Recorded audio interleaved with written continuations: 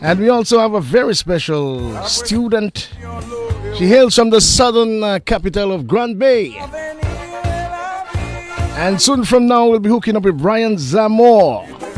And he'll be live with us as we go across to Studio 2 and say good morning, Washway Douglas. Sakafet, boys, Sakafet. Yeah, good morning, Mola. Bonjour. And we also move across and say good morning to Verd Fontaine. How are you, Verd? Good morning, I'm good. Do we have Brian on the line with us? Okay, soon from now we should be having Brian. Mr. Washway Douglas is known as Mr. Basketball Administrator, the founder of the PBA, that's the Portsmouth Basketball League, and that inauguration took place in 1990. One of the first ever president, coach of the Dominica women team in Martinique in 2017, and also coach of the PSS boys and girls team. How long have you been coaching PSS basketball program, Washway?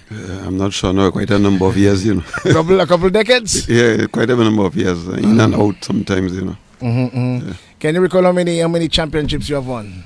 Well, normally the women, I'm not sure we have ever won the men's championship, but we have been in the finals almost every year, the men's championship. And the women's, I think we have won it most of the times. You know, once or twice college win it. And then presently you are the champion in the under 17, I think, the under 17? Under 15. Under 15, yesterday PSS, two teams went to the finals. One of the teams won in the round robin, the other team won in the finals. So. And referring to the boys and the girls? No, well, the girls, hopefully that competition will be maybe very soon. But you recently celebrated some victory down, I think, a couple of weeks ago? Yeah, we went to the finals in both under 20, under 19 boys and girls. And we won the girls. That was the first game, and then we had a close match in the second game, but we couldn't pull it off. But that was all right. Okay. Well, what is the technique? What is it that the secret behind the PSS success and you behind at the helm of coaching in the north? Well, the secret starts with practice. We don't practice enough. So right now we start a program where we start the youth now anywhere from 8-9 years old, and we start bringing them up. So it's part of them. We really have to start early with them. And once we can do that, and they can practice regularly, then get good competition, you'll see the level improve. Which is something we want to see around the island. But we will continue doing what we're doing.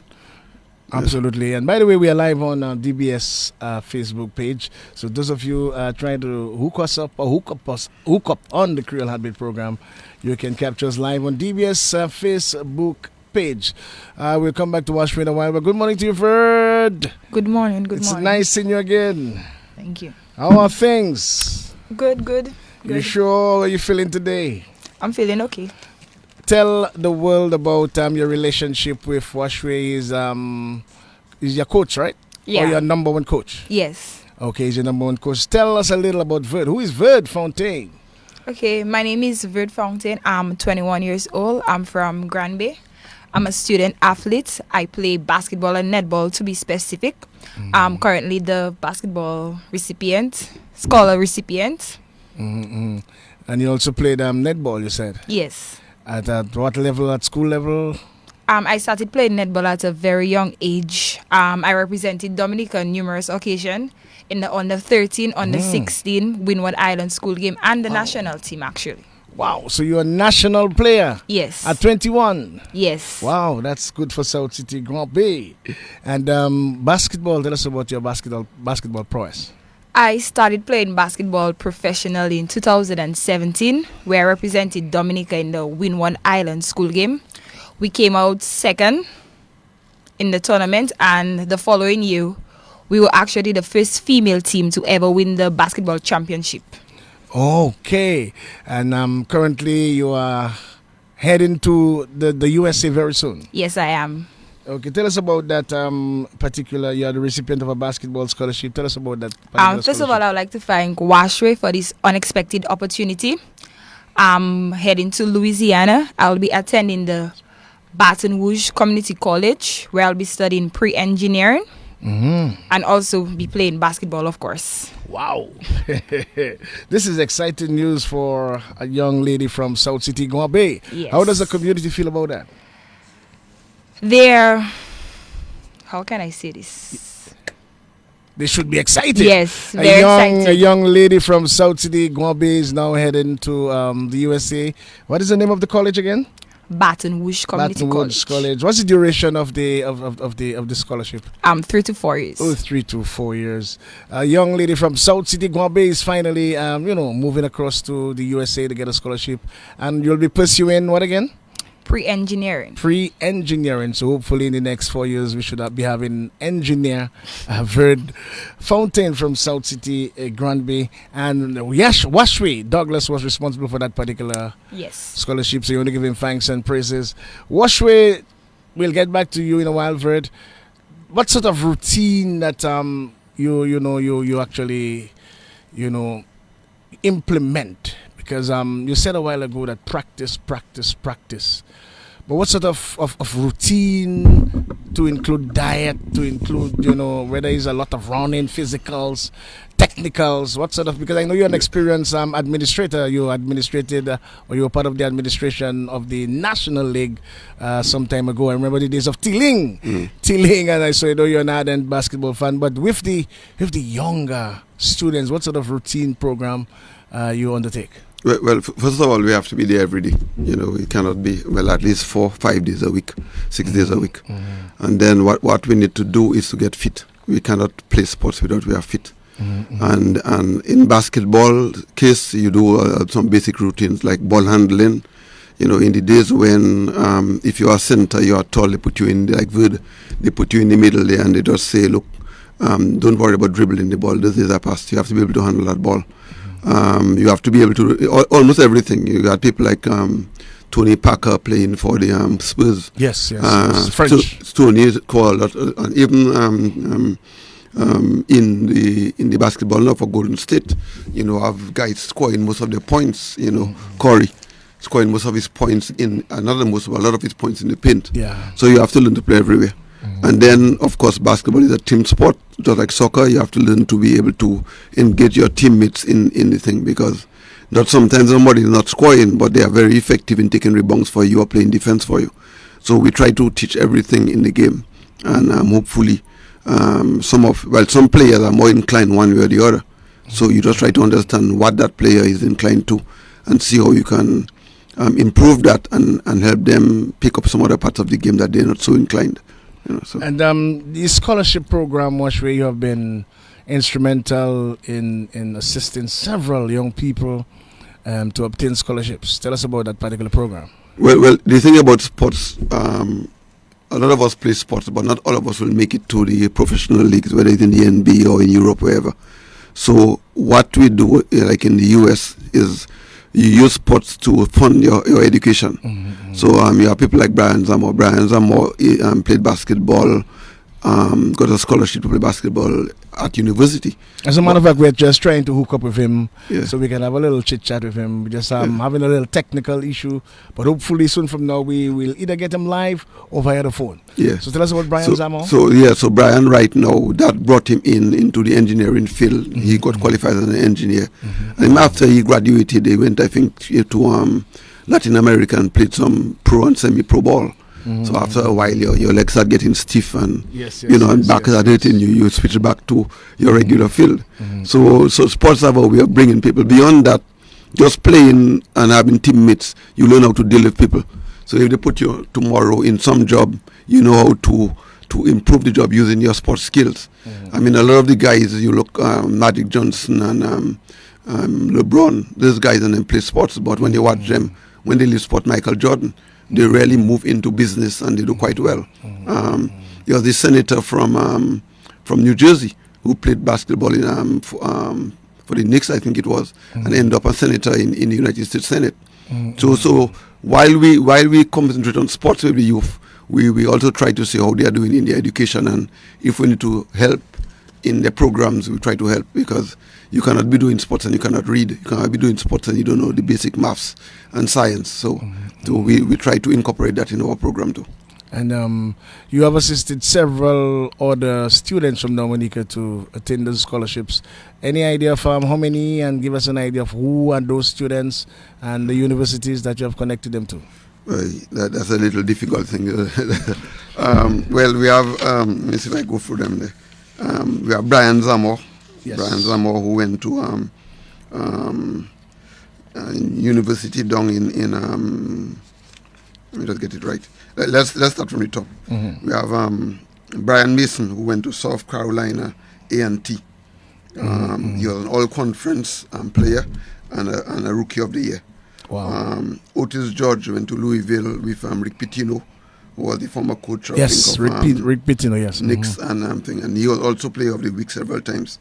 Otis later played pro ball all over the place. Unfortunately, he didn't make it to the NBA. Cameron Robinson, who went to Lipscomb University.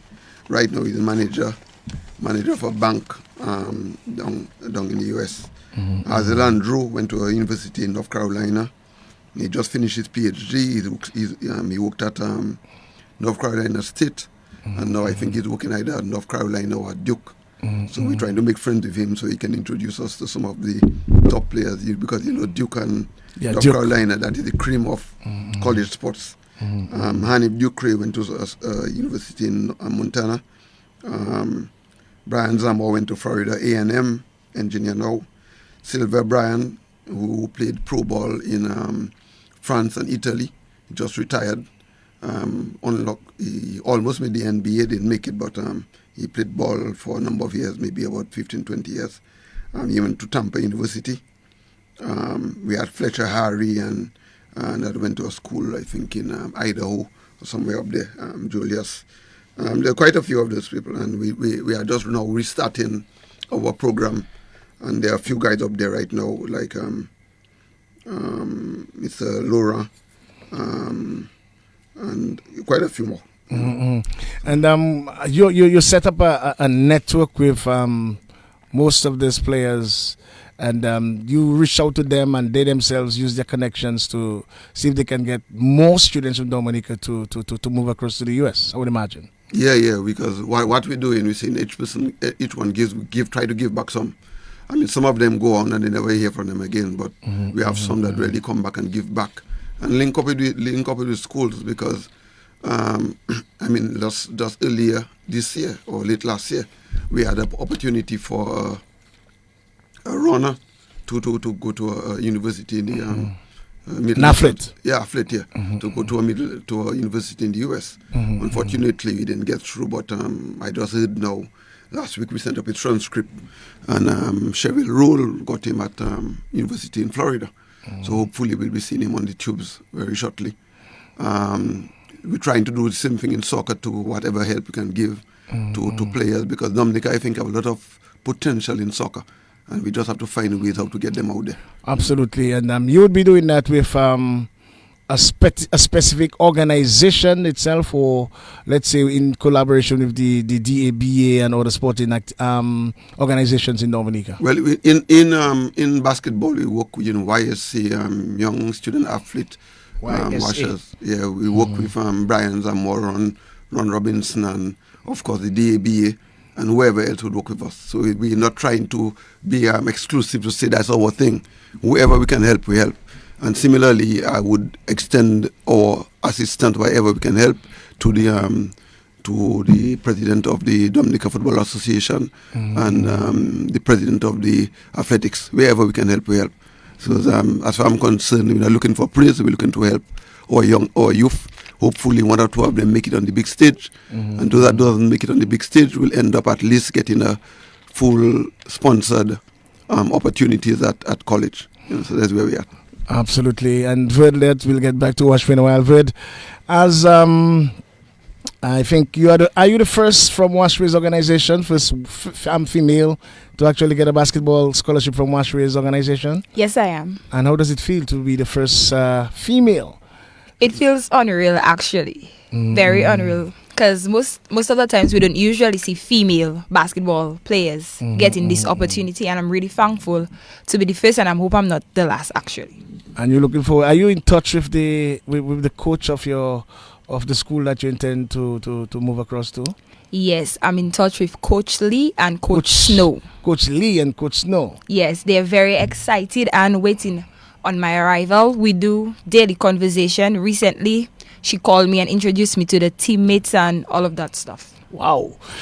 So again, I can imagine how excited you are. Yes, very excited. And are you familiar with the routines that you normally see? I would imagine that you go through your routines via Zoom or video. Or Yeah, video. we do WhatsApp calls. Oh, you do WhatsApp call.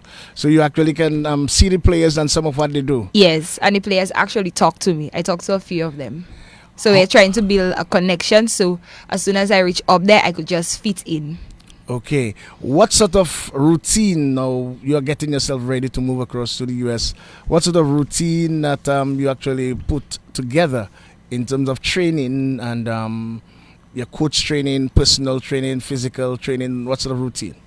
I currently run 6 miles a day. That's in the morning. And I train basketball on Tuesdays and Thursdays.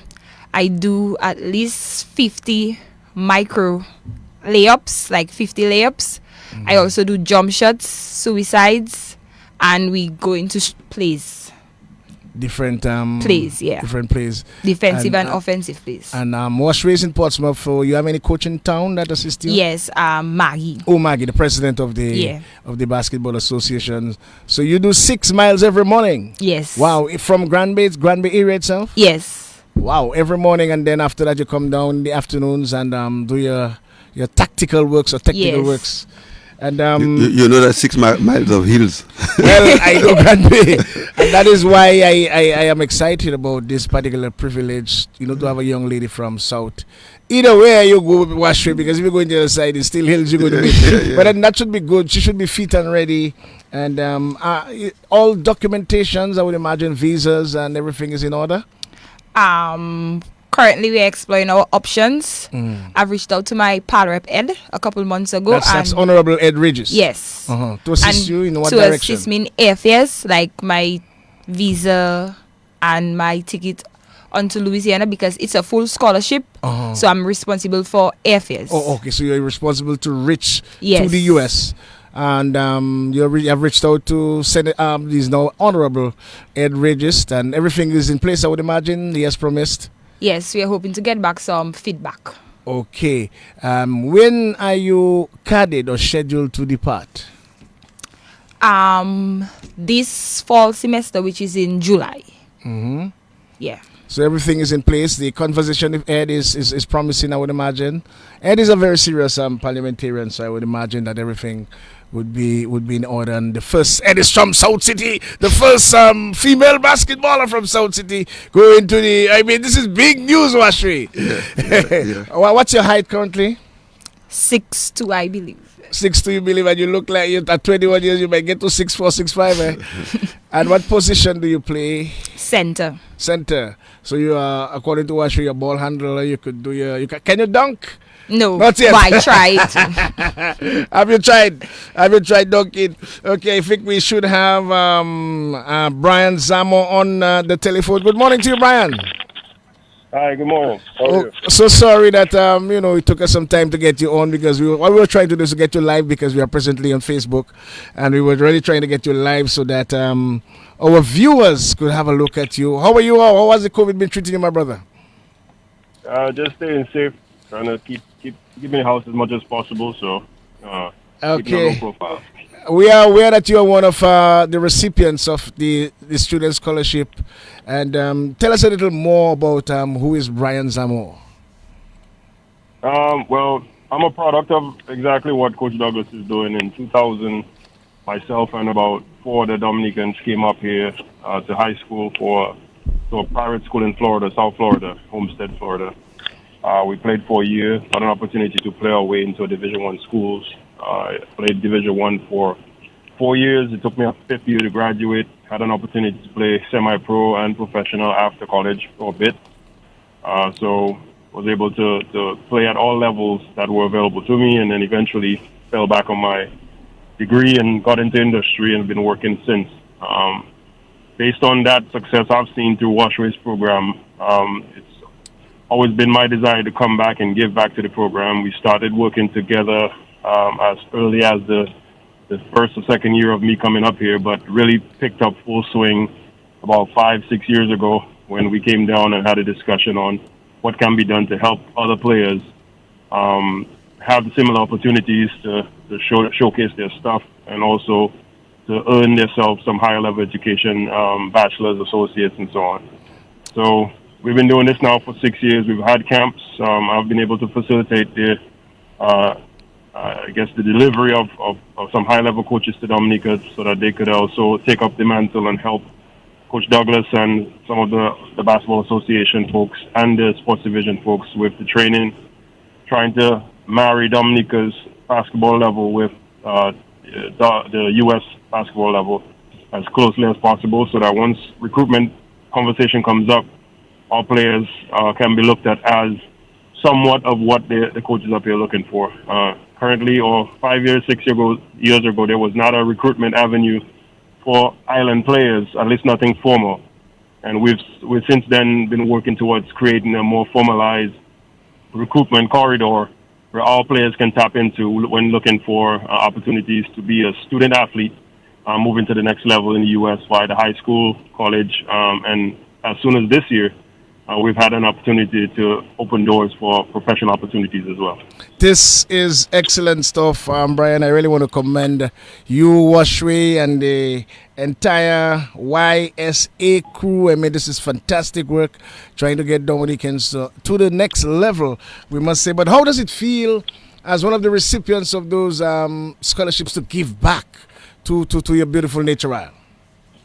Well, it feels great. I mean, when we did it, with Douglas, I think that was kind of in its infancy. So the success we saw was kind of chipping the iceberg, right? Seeing that we've now been through the system, we understand a little bit more of the inner workings. My goal, and I think Coach Douglas, Jerry Williams, and Sports Division, our goal collectively is to now pass on that knowledge. So when guys and girls come up, they're not as far behind as we were when we came up. They come up a little bit further along, and now they can have even more success than we do. So for me, it's a certain amount of Dominica pride.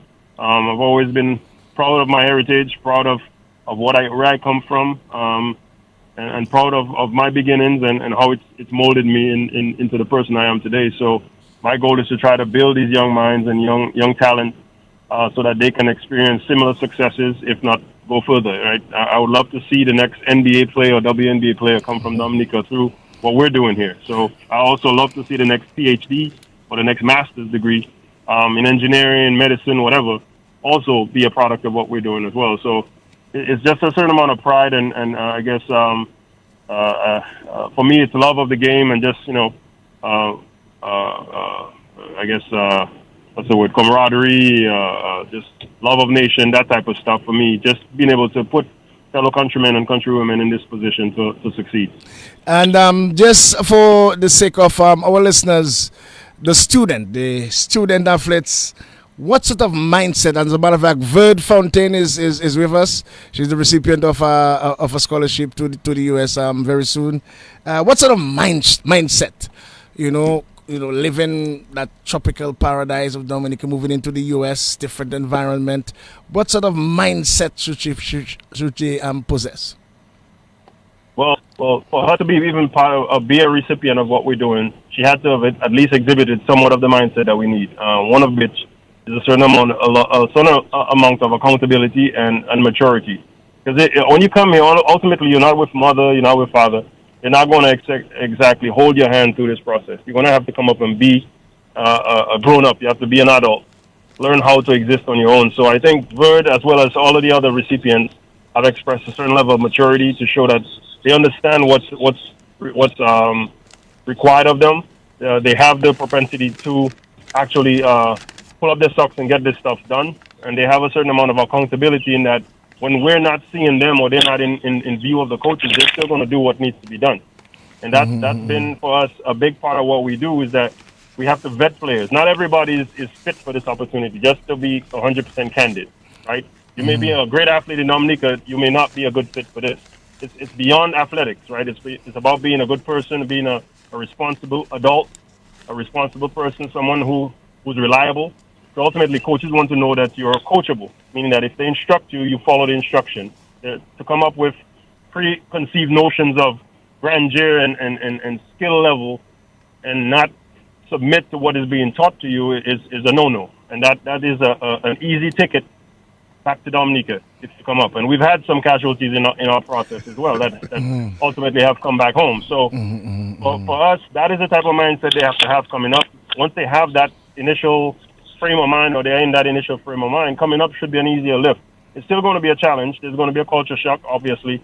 Depending on where she's going, she'll be in New Louisiana, so there's going to be it's a French state, right? They have French heritage there, so it'll be similar to what she knows to some degree, but ultimately it's the U.S. It's faster paced. It's a lot more options, a lot more distractions, so it's going to be a lift for her. But I'm confident that from what we've seen so far and what she's shown us, that she can be successful at this level if she keeps it up. So that's what Vert exhibits is what we look for.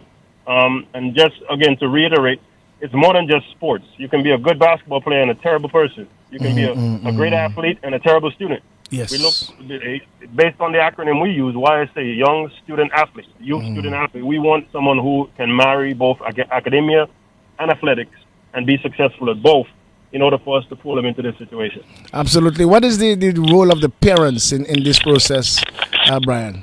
It's a huge role. Firstly, they have to be okay with the child or the children leaving and coming up to the U.S. Secondly, the support system that they have for them, beyond financial, right? We need them. We've had kids come up. I came up and I was terribly homesick when I first came here. It took me a year or two to really kind of get my bearings and be able to compartmentalize that type of, I want to go back home and start realizing that, listen, this is for my betterment, irrespective of me being, missed at home or me missing home. I need to get this done. So the parents play a huge role in maintaining that certain level of focus for the players when they come up. And also, even in Dominica, I mean, Bud's family, at least the ones we've been introduced to, some of the other players, their family, they've been instrumental in these players' successes in Dominica before they came up. So that was another big part of our conversation, is that we love parents to be involved. We want them to be involved. We want them to learn the process and understand the process so that they can be more helpful to the player, more helpful to the next set of players coming up. Because we've had one player came up to Oklahoma, and his mother was able to coach another mother whose kid was coming up as well. Wow, the lovely. Parents in the background help each other that are in our program and kind of fill that gap and that void where we may not have the time to, or we may not have the resources necessarily to help there. So it's a huge role for the parents. I think it's equal to the player. I mean, if the player wakes up at 5, the parent has to wake him up at 5 sometimes, encourage him to get up at 5. So that means the parent has to be up at 5. It's a team effort. And even for us, sometimes I have to call players over here.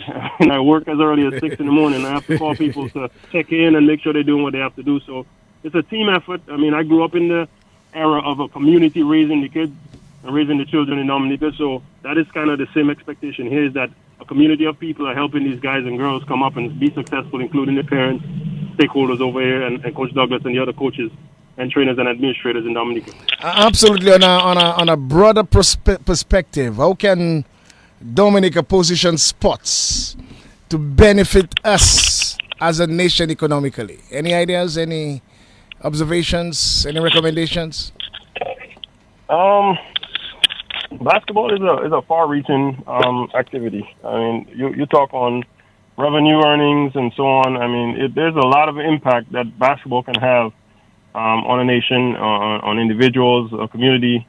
So I think the main thing, not trying to tap into all of the different benefits of it, but we just need to be receptive. I think the biggest thing is folks have to be okay with just sitting back and listening to what exactly that far reaches of basketball. For one, if we can open a line of conversation or a chain of communication where folks are willing to listen and grow and apply some of the stuff they're picking up, I think that is one of the biggest hurdles. I think not knowing what you don't know is probably the biggest obstacle that we face in just about everything. So we at least are in a unique position where we can educate on what folks don't understand, what they don't know.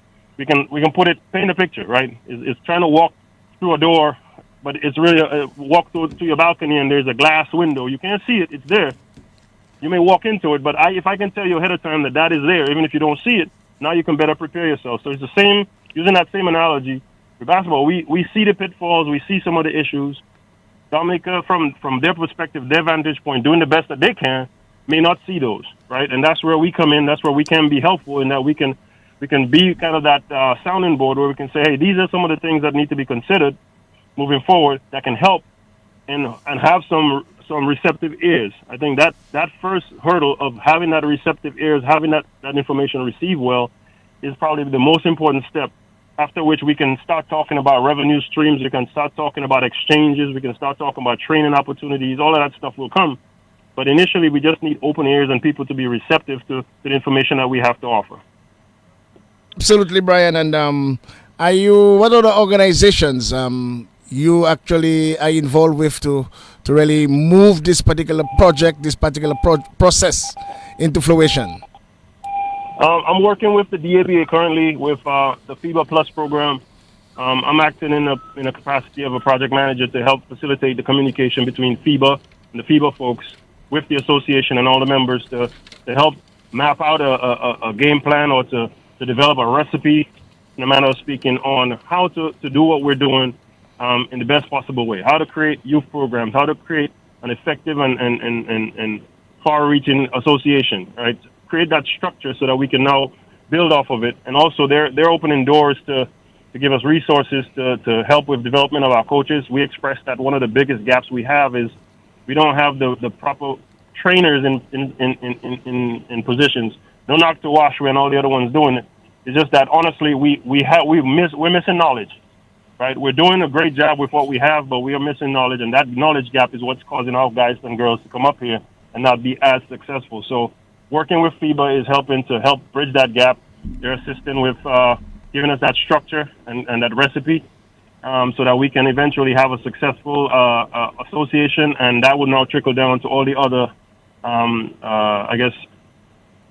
facets of basketball in Dominica. Talk about sports division and the Ministry of Sports. We're talking about individual trainers and so on in Dominica working. The goal is to have them all, to some degree, be linked to that association so that we're teaching the same lesson to everybody. We're speaking with one voice and training and preparing our players, coaches, administrators, all with the same curriculum so that eventually we will all be able to pull everybody up closer to the U.S. level, right? I'm not trying to be naive in that we're going to get to the U.S. level, but the closer we can get, the better it is and the less of a lift these players have when they transition.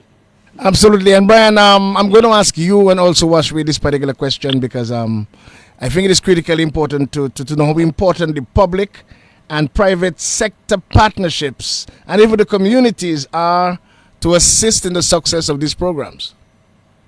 Right. I think it's huge, right? Point in case, right now the YSA organization that we have consists of myself, Theatre Gay, who's an ex-WNBA player who lives in Trinidad currently, with far-reaching connections, professionally, high school, and otherwise. We work with Cameron Robinson, who was a recipient of a similar opportunity that I had, and he lives in Tennessee. Him and his wife have a nonprofit, and they do help to support. So just off of private sector resources within our basketball space and diaspora from Dominica, living abroad, we've been able to facilitate equipment. We've been able to send coaches home and house them and keep them, get them around, get them to train our guys and girls.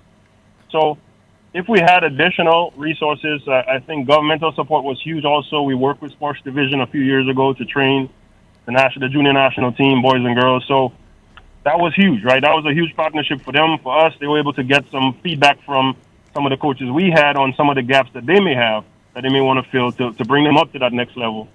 So again, we're having everybody on board is huge for basketball. I don't think there's any nation that is successful in the sport or any sport where everybody and all the stakeholders are not aligned. Investors and sponsors are not on board. The diaspora internationally is not engaged. The association and the sports officials and administrators are not engaged. I mean, it is a team effort. Like I said, with Bird and the other guys and myself coming up as well, it was a team effort. And I think moving forward, getting everybody on board and aligned to what firstly is being done, what secondly are the gaps that we need to fill to get us a little bit more successful, and thirdly, what the next steps are, I think is important. So I think that's again, having an open and receptive ear is huge.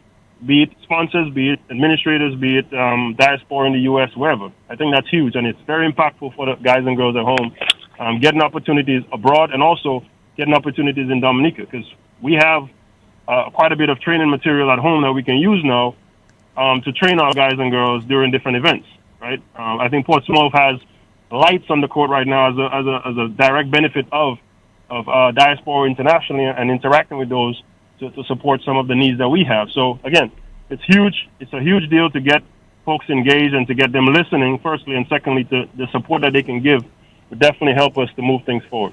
Okay, Brian, you can stay on the line while we get the response from Washway, and even you may want to tell Verd a few tips or the other while. So Washway, in terms of the same question response, Brian spoke about the international or the diaspora intervention, but what about on the local front? How important is public, private, and even the communities, the partnerships between these entities important to the success of this particular project and the process?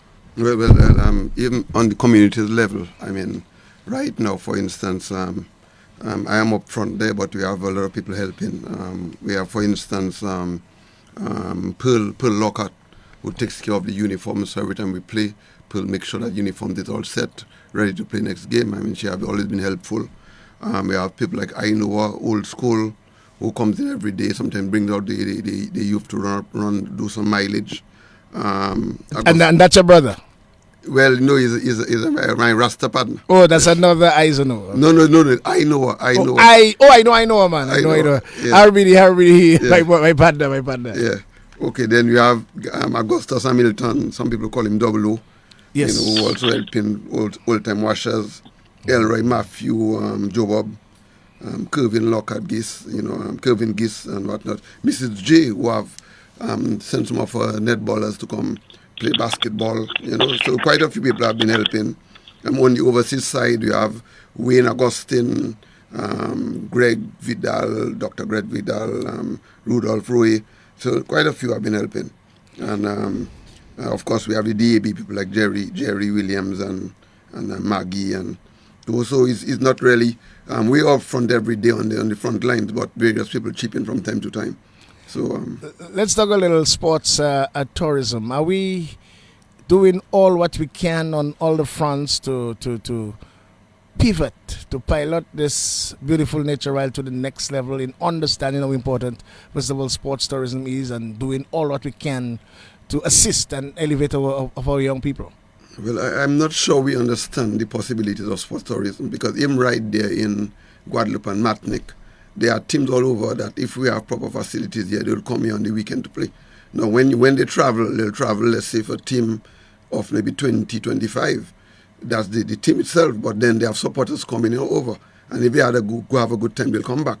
So there's a good opportunity for sports tourism that we haven't really tapped into, because we're still looking at the guys coming in with the larger trot on their head, So we must really move into that area, both in soccer, in basketball, in athletics, volleyball. There are a number, even swimming. There are a lot of areas that we need to really tap into, and I agree 100% that we need to move on that front. I know, for instance, a team from Guadeloupe came to play Bombers a few years ago. And when they came, they liked Portsmouth so much, they decided coming back about a few weeks after. So we have to tap into that. And we need to do a better job of that. Absolutely, Washra. You also have been instrumental in football in the North also. Tell us a little about that, just before we move back to Brian. Well, I started off in high school in athletics and football. So when I left high school, we formed the Portsmouth Football Association and introduced proper football. Nobody come in there with short pants, scissors cut. We got proper uniforms, and we run a proper league with teams like Alcidos, Eagles. I formed the team with Errol and Wilson and Stain calling the radio from time to time. And that was the Mangrovers, Cuthbert, Bethel, a very good team. Bryson, Sook. We had a very good team there. We got Rainey, who come down from Live Rose, who come down and train us from time to time. We really, the turn in Portsmouth football started at that time. We relined the field properly with Livingston Castle, put some good goalposts, and we just change football. So right now we need to build on that more, because I believe there's a lot of, even maybe more possibilities in football for our youngsters here than in basketball. So we need to move on that. And what I believe also is that if you play football and basketball, one does help the other. Because we have a little boy called JDN in our game yesterday. I mean, he's one of our top young footballers coming up, 13-year-old. But I saw him yesterday in that festival, and you could see that guy have a natural vision that you cannot touch. Something like Kobe and Paul. Kobe and Paul right now is injured. But when he played basketball with us, you could see that he saw the whole court that most players cannot see.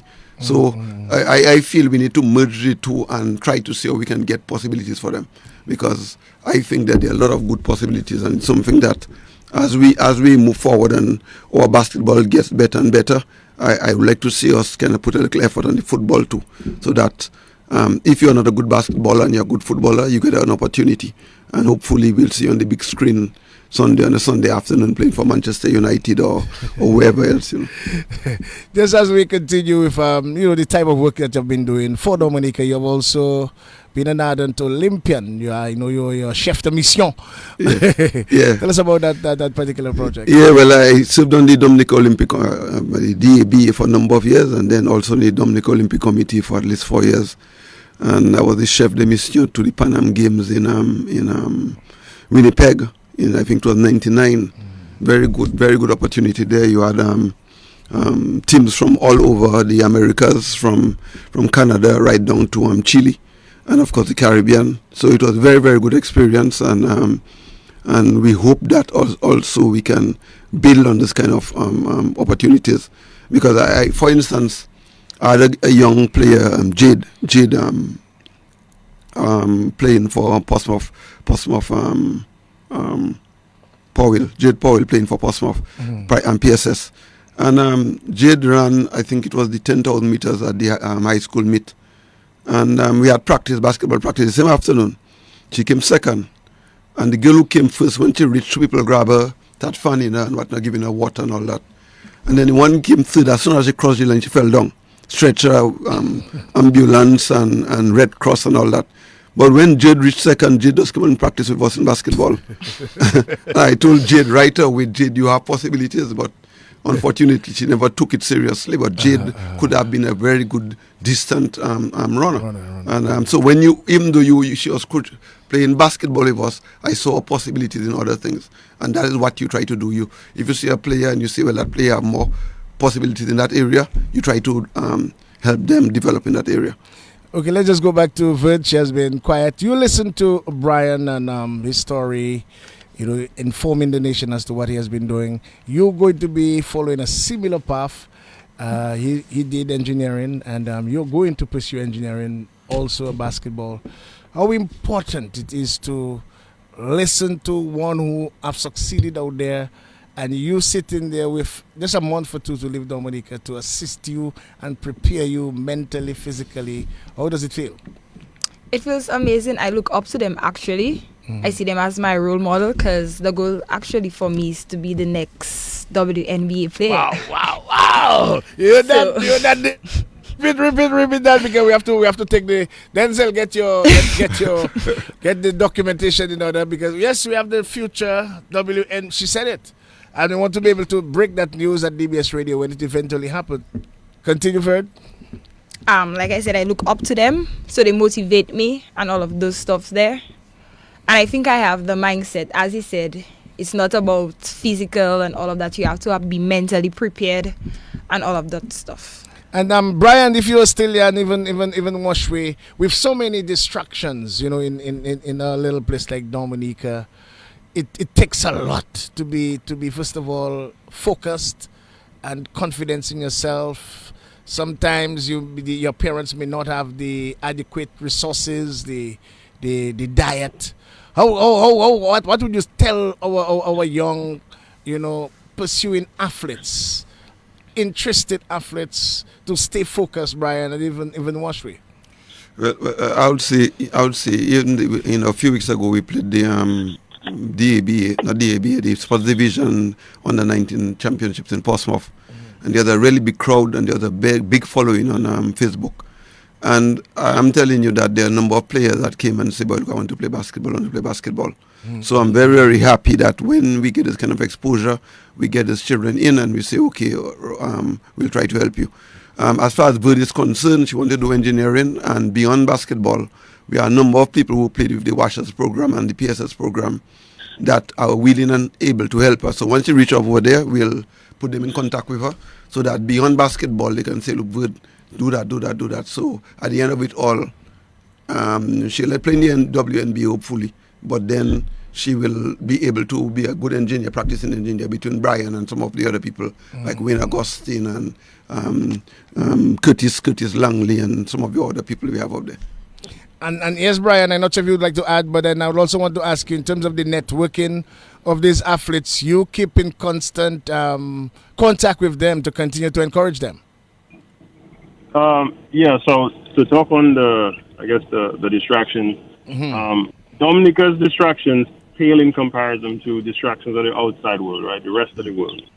So my thing is that the whole staying focused and being driven, that is, you either are or you're not, right? That's not something we can teach you. That's not something we can add to your portfolio, right? You have to come in with that type of discipline. Now, granted, even in the United States, you have children that come from households where the parents are not as engaged, so they're kind of raising themselves, underprivileged children, and I expect that to be true everywhere, including Dominica. So some of those guys and girls coming from those situations, I mean, as a coach, as a trainer, I feel like it's beyond the sport, right? You're giving young minds and hearts to mold into good citizens of the world. So to some degree we take on the mantle, but ultimately we cannot make somebody want something. We can get you to the water, as the analogy goes. We can get you to the water, but we can't make you drink, right? So the most we can do is steer you, express what our end goal is, what our desire is, and what is out there for you, so you can start setting your own internal goals. Like Verd, she wants to be a WNBA player. That didn't come from us, right? This is something she's setting for herself, and that's why I say these opportunities are not for everybody. And with every culture change, with every type of opportunity, you're going to have casualties. You're going to have those that just do not stack up, and we expect that. So the ones that are interested, we're trying our best to keep them focused by giving them a target, giving them a carrot. This is potentially where you can go. So education of them and their parents is key. I think education of the administrators to get these young athletes and young people engaged at an early age is important, because that type of learning of having that mentality is something that you pick up or you develop at a very young age that translates into your later years, and it becomes more effective then. So engaging the youngsters at an earlier age, you're talking under 14 years, and trying to get them into the sport, teach them the disciplines of the sport is important for us. And to your second question, if you can you repeat your second question? I may have in terms of the networking of your organization and the athletes. Oh yeah. So we don't have anything formal. Really, everybody that comes up, I essentially let them know who is available, who is up here, and we normally do three-way calls to talk with each other. I pass on information. A lot of the young players we've worked with this past, I want to say 5 years, they know each other.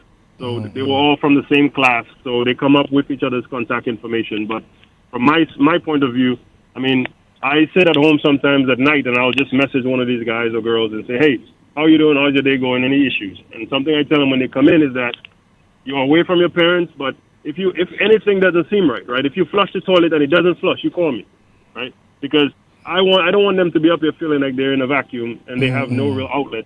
Because the U.S. can either make you or it can break you, right? It is a very tough atmosphere to exist in if you do not have that support system. So I try my best to be that support system. Jonathan Mills, who is down in South Florida, in Miami, he and I speak almost every day. Trying to make sure he's doing the right things, getting to the right levels, getting his coursework correct. All of the ins and outs that I've learned from being in college, I pass it on to him. So he understands the system a little bit better, and he's been able to catch up as a result. We work with some of the guys in Houston, Texas right now, getting them opportunities, trying to stress the importance of certain aspects of being here, right? Some as simple as communication and networking is something that a lot of guys and girls coming from Dominica don't understand. They don't appreciate because, again, they haven't had to use that muscle at home. And in the U.S., You can be the best athlete. I'll tell you, I had an opportunity, and just a quick backstory. I had an opportunity to work out with a few of the NBA developmental league teams, the Idaho Stampede and the Bakersfield Jam. Those are I think at the time it was the LA, Los Angeles Lakers D League team, and the other one was one of these, either Minnesota Timberwolves or one of them. That was their developmental team. And I went to the camp, and I think, and from the feedback I got, I was one of the better players in the camp. Now, I didn't even get looked at. And it's not because I didn't do anything on the court that was worthy of being looked at. The issue was that I was not on their radar. I had no one speaking on my behalf before I went there. Nobody knew who I was. I showed up, I did a good job, but so what? Right? Many people show up and do a good job. So that tells you the importance of networking. If you know people and you talk to people and you try to make these type of relationships and create these relationships ahead of time, when you get in those situations, you have a whole army of people speaking on your behalf, which goes a huge way. And that's not just sports, that's industry as well, right? If you have people speaking for you, I've told guys like Jonathan Mills and all the guys who are aspiring, guys and girls aspiring to engineering, the moment you get your degree, give me a call. Because there's moves I can make to help you, to put you in front of the right people, potentially to take that turn in your career, that turn in life. So networking is huge. And not just in basketball, just in life in general. And I think it's something we need to teach a little bit more at home and encourage a little bit more.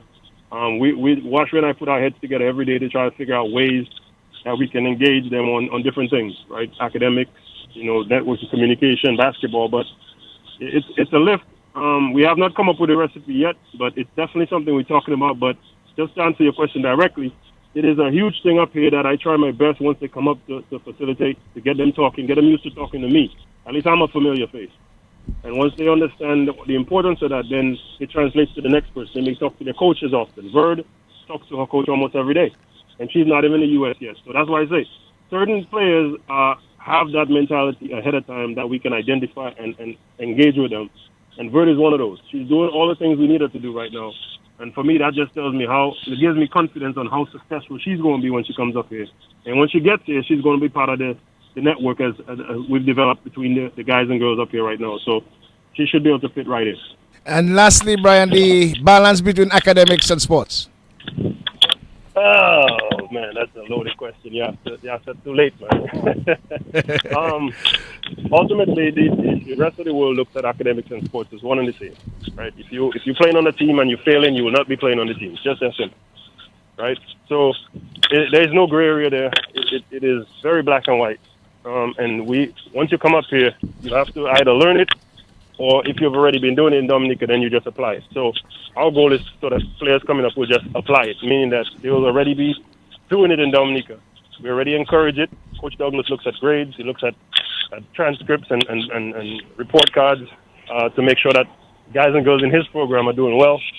We encourage it every chance we get, talking to them.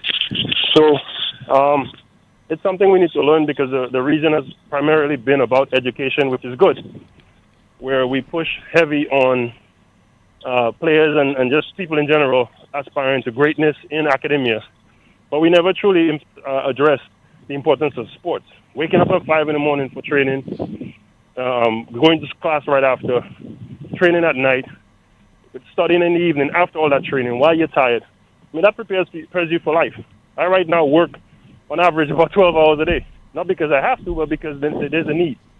But based on that need and based on past habits in sports, I'm used to it, right? I'm used to working tired. I'm used to working mentally fatigued. So that's what sports adds to the mix, is that it gives you life skills, allows you to pivot under stressful situations, which in today's world is pretty much every job is a stressful situation. So it prepares you for life, and I think it's a subject we have to address a little bit more heavily. We have to engage players and administrators on how we can actually roll something out to hold players accountable in the classroom and on the court or on the field or all the cricket pitch, right? We should not shy away from that balance. And whenever we meet those roadblocks, obstacles that, my player can't come because he has an exam tomorrow, the parents and the administrator should meet that obstacle or that rebuttal with their own rebuttal as to, if you cannot show up to this sporting event, then you no longer can participate in it, right? If you want to focus on academics, then be an academic. That's fine. But if you want to be an athlete, you have to be able to do both. So like I said, it's something we talk about daily on trying to figure out how to actually pull that off. But right now, it's a question mark on how we will implement that in the program and how we can encourage it. But right now, at a micro level, we do it with the individual players. Okay, just want to thank you, Brian, for your intervention here this morning. I mean, it was really refreshing, and the success story is one that we need to really evangelize in Dominica, allow our Dominican people to know how our students have gone out there and really excelled.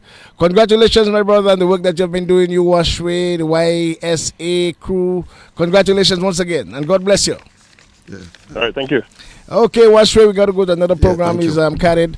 Final words just before you go. I really want to congratulate the kind of work that you have been doing. We know you in different realm. We know you in geothermal, in all sorts of areas of life in Dominica. But as an ardent coach, you have really done well with the PSS. We really want to congratulate you. And even that work in getting our students out there and the mix, the balance between academics and sports has been tremendous. Congratulations, my brother. I don't listen to you, Mwadix. I know you are a Creole man, so at some stage we need to discuss how we're going to revive that whole Creole thing.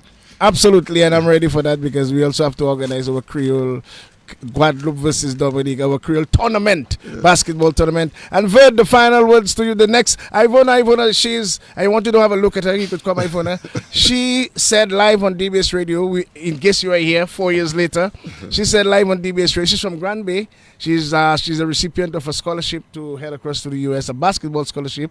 And she said she's going to be the first Dominican NBA woman. So the woman NBA, her name is Vert Fountain. You can ask her a quick question from South City Grand Bay. Well, that's good to know. I mean, it's always good when you hear something good about a young person who want to just strive and reach the top. Let me wish you all the best, Bud. Thank you very I wish much. you success in all your endeavors.